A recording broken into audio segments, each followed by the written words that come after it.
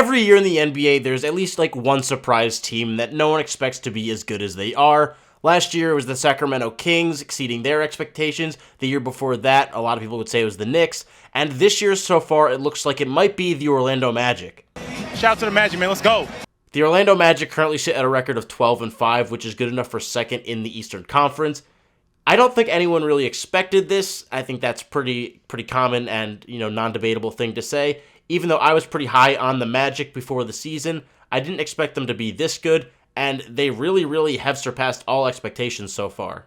In the offseason, you kind of got me, higher on the Magic when we discussed about their young talent, how good, Franz Wagner is, how good Paolo is, how good of a defender Jalen Suggs is.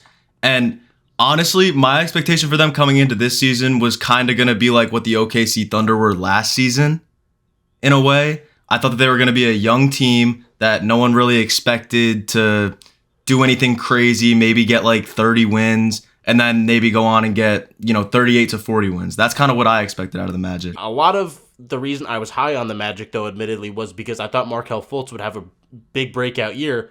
Markelle Fultz has only played 5 games, and I'm not trying to, hate on him, but he's gotten injured again, which seems to be a continuous problem with him in his career. But the Magic are playing terrifically without him, and their other guards have stepped up. Jalen Suggs, like you just mentioned, has been absolutely incredible, especially on the defensive side of the basketball. And even offensively, he's went from his rookie year, he was not very good at all. His second year, he got better, and this year you can see him taking even more steps with his decision-making, his just being more in control and taking better shots, which happens as you get older. But his defense, averaging around 2 steals a game, and he has proven to be the best perimeter defender on the Magic. And so far, I think he's easily made a case to be an all-defensive player.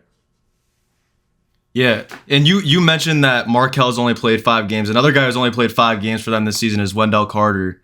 And I feel like that's also, it's kind of crazy to me that they're 12-5 without him, because we have discussed in past videos, Wendell Carter's an extremely good defensive piece to have. And if we look at their bench, one guy who has, or not just one guy that has stepped up, but a guy who has stepped up in an insane amount this year is Mo Wagner, who is the brother of Franz Wagner. And as of right now, Mo Wagner is in talks for 6th Man of the Year. He's looked fantastic. Yeah, no, Wagner's energy off the bench has brought them a completely new life, especially with Cole Anthony, too, who's also put himself up there right now in the early 6th Man of the Year race talks. Yeah. That tandem of those two off the bench have brought really just a great energy, and that's what's been so good for the Magic, is that their depth has been really strong, similar to how the Knicks and Kings were able to be so good in the past 2 years and overachieve, because a lot of people sleep on these deeper teams or teams that have depth and are able to kind of, go the length of the game without their starters getting tired as much and throw different looks at it, because a lot of these top-heavy teams, like the Celtics, have a lack of a bench, and that's where the Magic are able to beat teams, because even though Joe Ingles hasn't been terrific shooting the ball and he only plays 18 minutes a game, Ingles is also another guy that kind of brings a stability to that lineup, and he's the veteran that they need. I think it was Cole Anthony called the team nickname Joe Ingles and his grandchildren, so it's clear that they have a lot of respect for Joe Ingles. Joe Ingles is a guy that's been kind of loved by all fans wherever he's gone, and he's a winner. Everywhere he's gone, he's been on playoff teams. Every year he was on the Jazz, almost they made the playoffs. He went to Milwaukee, obviously, last year. They were a playoff team, and they definitely won in the first round as a 1 seed, but that wasn't Joe Ingles' fault, obviously, that they lost to an 8 seed, but Joe Ingles is a guy that he's a part of a winning culture, and you want guys like that, especially with a young roster. I've really liked what Jamal Mosley has done so far with his rotations and defensive looks, because they've used their age and youth to their advantage. They're able to outrun teams, and even though they don't have crazy pace, they're around middle of the pack in the league in pace. They're forcing an incredible amount of turnovers. They're first in steals. They're getting out in the passing lanes. Then the thing that's really surprised me is the fact that they're only around the middle of the pack also in fast break points, even though they're first in the league in steals. And, this is a team that has proven so far to be very good at creating turnovers and creating havoc. They have got a lot of guys that can switch. Franz Wagner and Paolo have both taken steps up defensively also this year. But they don't even have, like you said, Wendell Carter. And this team is still able to get better once they get some of their key pieces back, like Markelle and Wendell. I'm not trying to rhyme or be a rapper right now, but I might as well. One thing that I think, will be a concern, because as you said, we're 17 games into the season. We obviously don't have the whole picture painted yet. But their leading assister is Paolo right now, and he's averaging 4.6 assists per game. I do feel like every team needs a facilitator. I mean, as much as the Magic have proved that they don't through the first 17 games of the season, I feel like every team at some point in the season will need a facilitator, and it's eventually going to get figured out. Even though their scoring is very diverse, they have 6 players averaging above 10 points per game. I feel like you need to have at least one guy above 6 assists per game. Ideally you want a facilitator, but I think the Magic move the ball pretty well. And right now, I also think that they don't have really any tough shot makers other than, Paolo and Franz occasionally. Franz isn't really a super crazy shot maker. He's more so just a very solid 3-level scorer. Paolo's the one guy on that team who really can make some tough shots. Cole Anthony does at time, but they don't have a Devin Booker on their team is what I'm talking about, an elite shot maker like that. And the thing with the Magic is I think they don't need a lead playmaker right now because a lot of their offense is coming from their defense and just getting steals.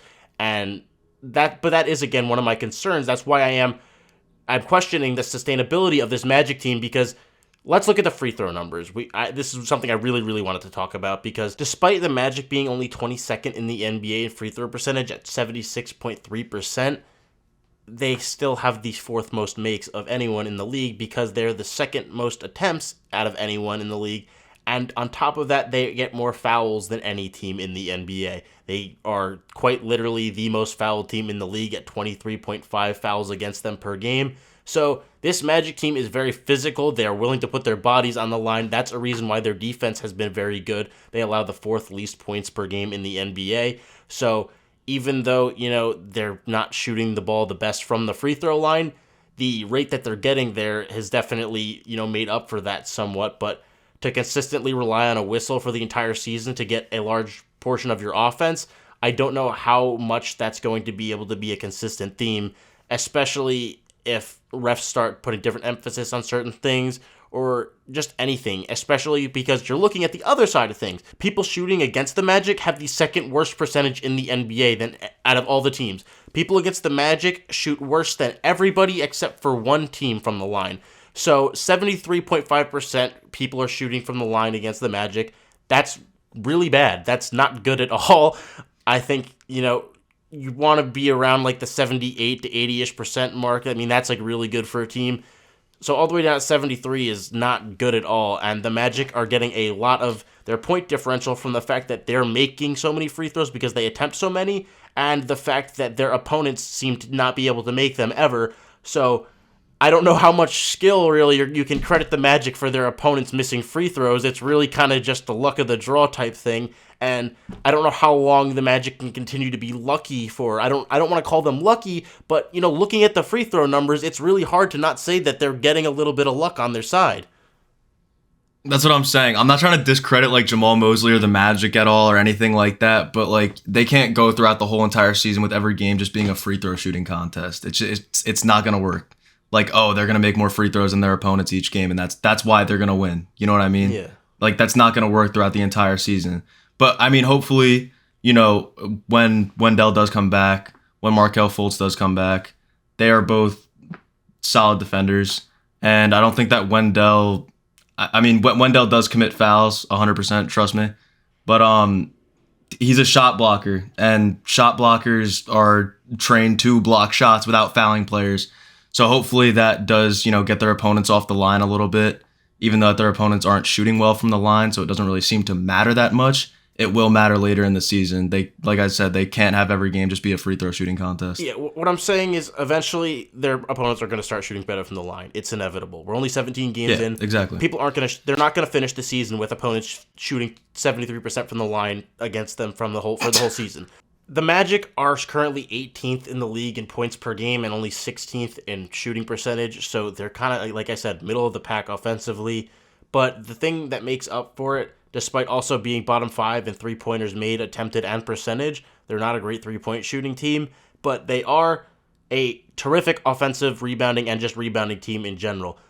and that has made up for a lot of their offense, and something we saw hugely with the Knicks last year. I want to use this as a prime example. I'm comparing them to the Knicks because it seems to be a constant theme. Again, it's the depth, the rebounding, doing the gritty things. This Magic team is a very gritty team, and they've made their identity this year with the rebounding too, and they are second in the league in second chance opportunities, only to the Knicks, who have Mitchell Robinson, who's putting up historic offensive rebounding numbers, so that's kind of inflated that. But as a whole team, the Magic have been terrific offensively, rebounding the ball and getting those second chance opportunities. These offensive rebounds have really made up for their lack of maybe talent scoring the ball or lack of shooting, but if they can continue to get those offensive rebounds and get the points regardless, it doesn't really matter what those percentages are.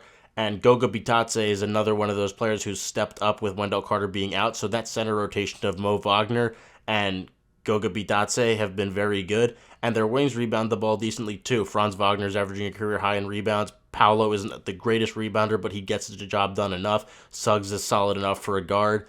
This Magic team is just very relentless on the boards, and it's made up for their lack of shooting.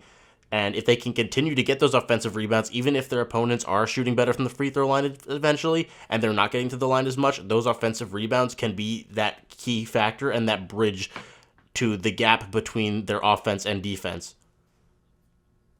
You did make me think about it when you said that it's always those like young, gritty teams who just seem like they want it more. Like the Knicks a few years back seemed like they wanted it more than most teams, and that's why they were just hustlers, bro. Hustlers. Same thing with the Thunder last year. I feel like they were battling every team, and they wanted it more than... Yeah. No. But they outdueled all other, out-hustled the teams that they played. Same thing with the Kings last season, offensively, not defensively, trust me. But offensively, on offense, they pushed the pace more than any other team last year. So they had the fastest offense in the NBA last year, I believe. And, when you're out hustling and outrunning people and giving people giving other teams less time to make decisions, you're going to win basketball games just based off stuff like that. And like you said, with the Magic being one of the best offensive rebounding teams in the NBA, they're outworking other teams. They're out hustling other teams. That's how you're going to win games. So, there are some bright spots, and I'm not just going to sit here and, call them free throw merchants or anything like that, because they also are a deep team. And like you said, their other guys have stepped up, like Goga and like Mo Wagner.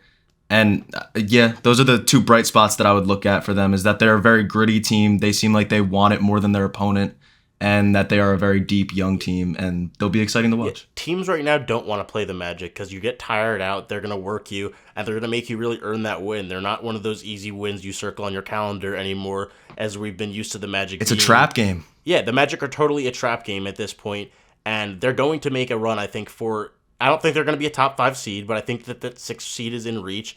The only teams I'd put definitely above them right now probably are the 76ers, the Bucks, the Celtics, the Knicks, and probably the Heat.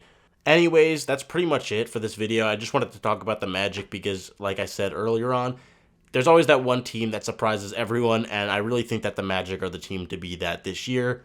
And I think everyone should go watch the Magic games, honestly. Like, if you're not doing anything, the Magic are a very fun team to watch right now. They're a young team, they're hungry, and yeah, a great League Pass team if you're not doing anything during the night. If you guys did enjoy this video, make sure to leave a like, comment, subscribe, check out all of our links in the descriptions, our other socials, and yeah, that's pretty much going to do it for this video. We'll see you guys in the next one. Peace. Sir, you have a little bit of poop inside your testicles.